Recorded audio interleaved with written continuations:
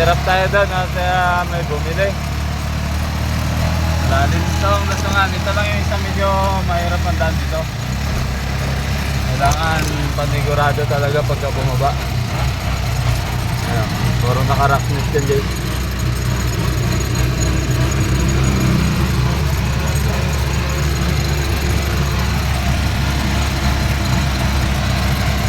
Lalim yan.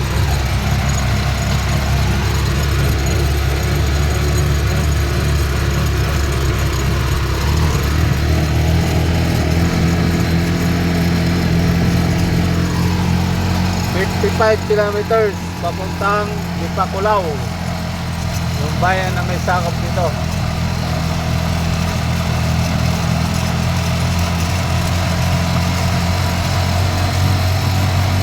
Makapal ang ulap doon. Kaya inagapan natin na bumaba na kaagad dito kasi pagka umulan madulas to dito guys.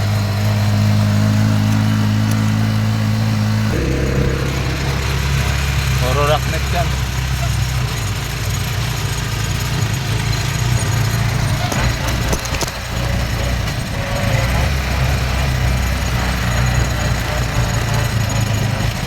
Sigurado na tayo ng second gear. Ay, talalay-alalay lang tayo. Second gear.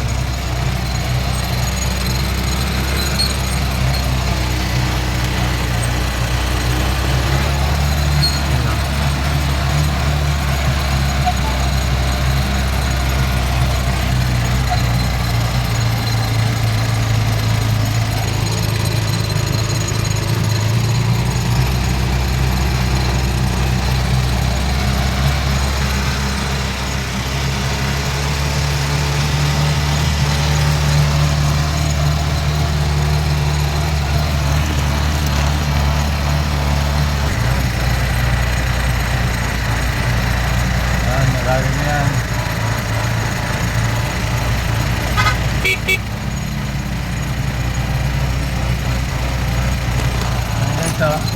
Ayun dahil sa kabila oh.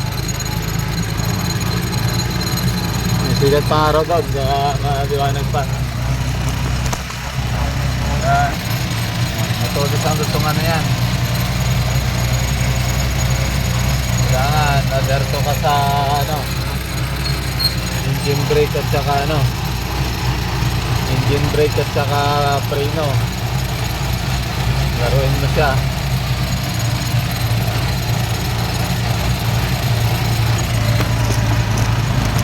Shout out sa lahat ng aking viewers dyan, mga subscriber ko, silent viewers.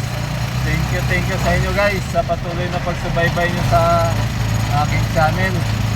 Patuloy nyo po sana supportahan ang aking channel. Sa mga hindi pa naka-like at naka-subscribe dyan, pakisubscribe nyo na rin po. Pakipindot na rin po yung notification bell para lagi kayong updated pag may video tayo bagong ina-upload. Magandang lugar na to guys. Puro alaga pa tong na to, bundok. Kasi marami pa siyang kahoy na malalaki. Ayan. Ulap doon na mainit.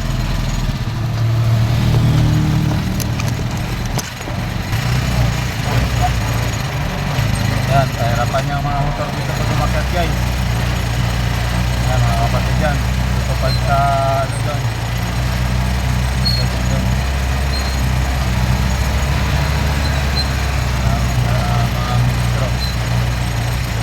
Ayan, malalim ang lutungan. Madahan-dahan lamang tayo mga kababayan. At ingat-ingat dahil pagka hindi naagapan, bulusok talaga. Shout out pala dyan kay BMJ Mix Vlog. FJ Mix Vlog, tapos sa FBMJ TV channel. Shout out sa inyo dyan, Luz. Kamusta ang pintahan sa Natuning?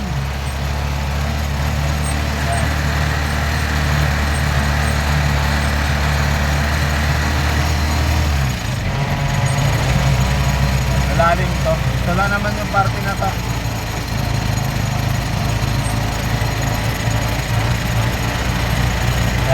parte na yan. Yan ay malalim din.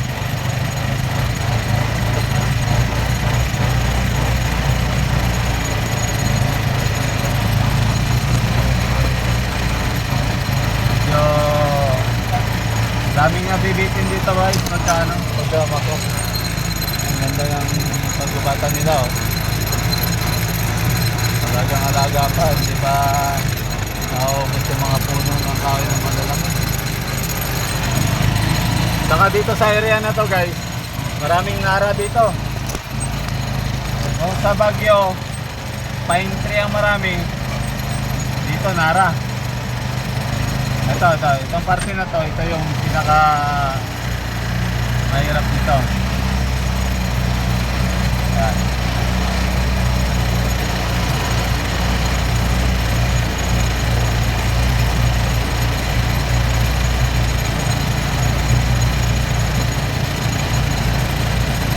Kasi umisiko ito eh. Pero okay lang, kaya niya.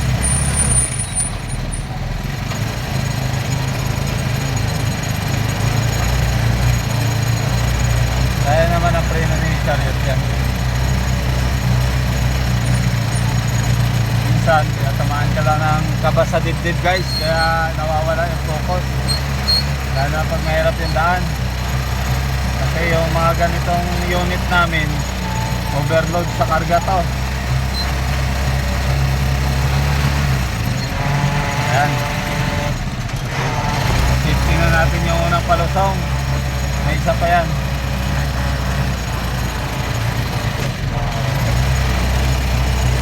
May isa pa yan. Ayan.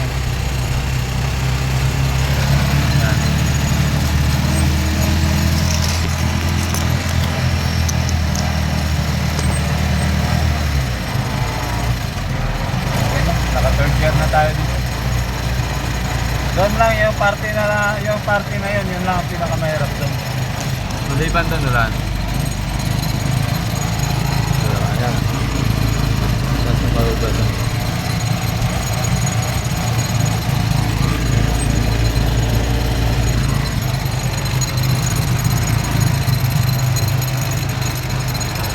Dito yan doon. Doon na, si Kasanda eh.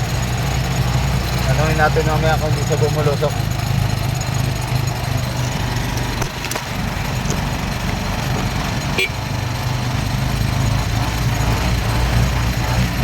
Ayan, okay na. Naka-survey na tayo. Ulan yan, no? Kaya, inaagapan ko na bumaba dito na ganito ang daan, tuyo. Kasi pagka madulas, umuulan,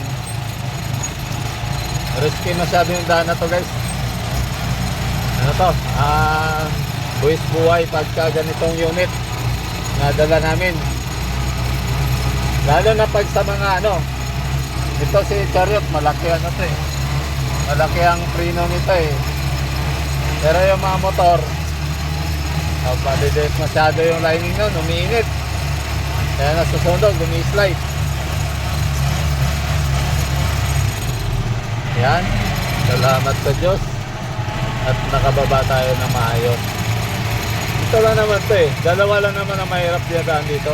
Ito at saka yun sa dulo ng doon sa ano, Madela.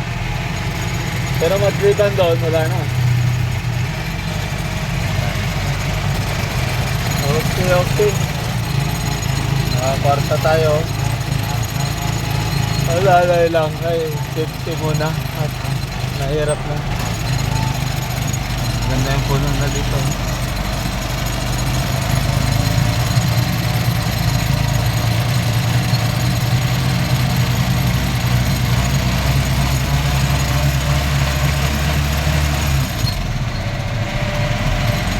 Pero dati binabiyahe ko yung barako ko dito. Okay naman, kaya naman.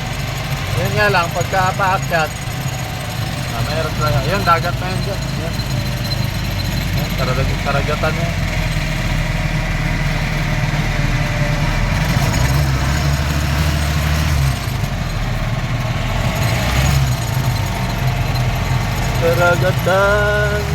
Karagatan.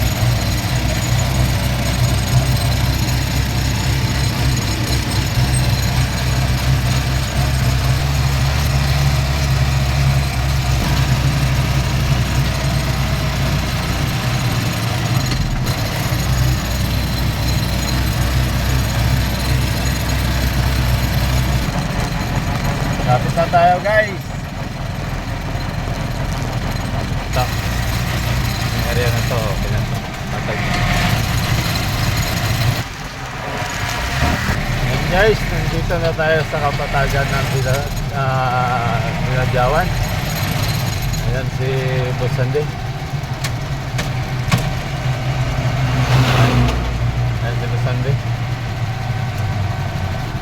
Tayo doon mamaya, magpahinga.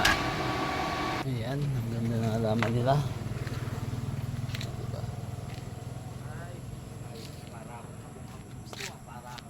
Di bago sa malayong biyahe. Time check tayo. Umalis kami ng 6:30 in the morning. 5 o'clock sakto ng hapon. Doon sa dulo na yan. Yan, yung dulo na yan. Din yan. Pagkakaliwa ka, papuntang Dilasag. Pagkakanan dyan, papuntang Baler. Yan, nandito na sa Dinadyawan yung dalawang unit, guys. Okay naman, boss. Bago lining eh. Mas na bago. Oo. Mabago pa yung